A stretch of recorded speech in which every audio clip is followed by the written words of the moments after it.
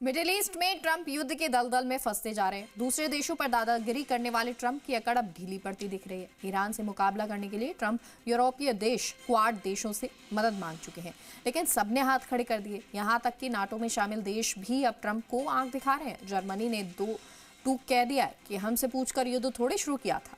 Report देखिए।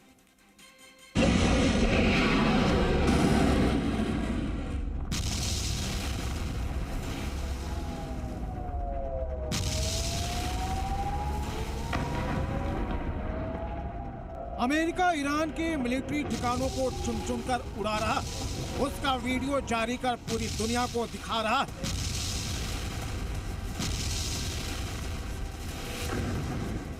America Iran को घर में घुसकर मार रहा है तो ईरान उतनी ही तेजी से तगड़ा वाला पलटवार कर रहा है। खाड़ी देशों में मौजूद अमेरिकी बेस और एम्बेसी को मिसाइल और रॉकेट दागकर उड़ा रहा है। 18 दिन बाद भी ट्रंप ईरान युद्ध को खत्म नहीं कर पाए।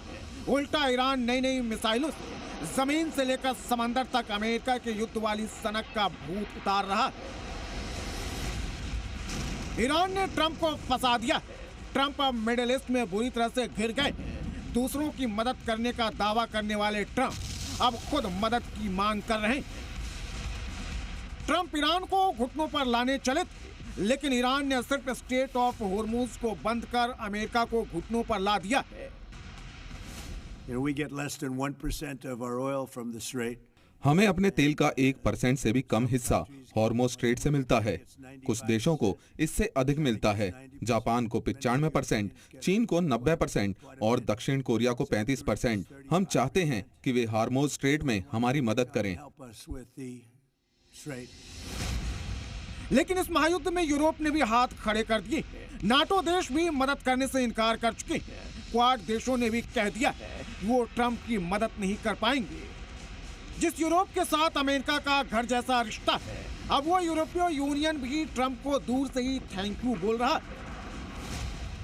यूरोपीय यूनियन लाल सागर मिशन को होर्मुज तक बढ़ाने से इनकार कर चुका है। यूरोपीय यूनियन के विदेश नीति प्रमुख ने ट्रंप को दो टूक कह दिया है कि उनके युद्धपोत होर्मुज स्ट्रेट में नहीं जाएंगे।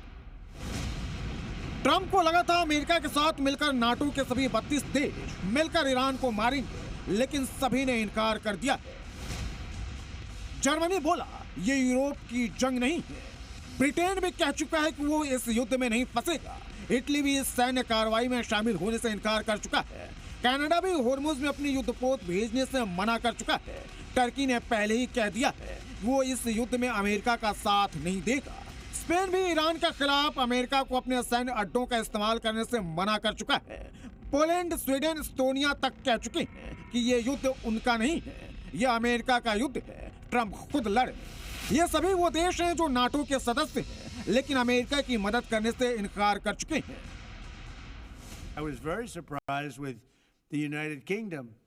मैं ब्रिटेन के फैसले से बहुत आश्चर्यचकित हूँ। मैंने कहा आप कुछ एयरक्राफ्ट कैरियर भेजिए, लेकिन वो भेजना नहीं चाहते। मैंने कहा आप नहीं भेजेंगे तो फिर कौन भेजेगा? आप हमारे सहयोगी हैं और हमने आपकी सुरक्षा के लिए बहुत पैसा खर्च किया है, नाटो और दूसरी जगहों पर। लेकिन नाटो देश ही नहीं, अमेरिका ने होर्मुज की सुरक्षा के लिए कई दूसरे देशों से युद्धपोत भेजने की अपील की थी। क्वाड देशों से भी बात की, लेकिन उन्होंने भी ट्रंप को दूर से ही नमस्ते कर दिया। क्वाड में 4 देश हैं, भारत, अमेरिका, जापान और ऑस्ट्रेलिया। भारत ईरान के सीधे संपर्क में है। ट्रंप ने जापान और ऑस्ट्रेलिया से मदद मांगी, लेकिन उन्होंने भी ये कहते हुए इनकार कर दिया कि ये युद्ध उनका नहीं है। जापान में हमारे 45,000 सैनिक हैं, दक्षिण कोरिया में 45,000 और जर्मनी में 50,000।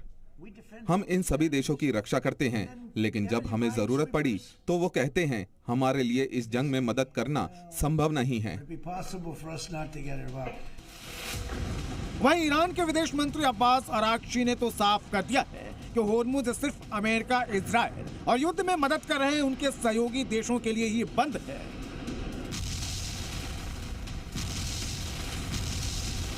They are asking other countries to come and help them.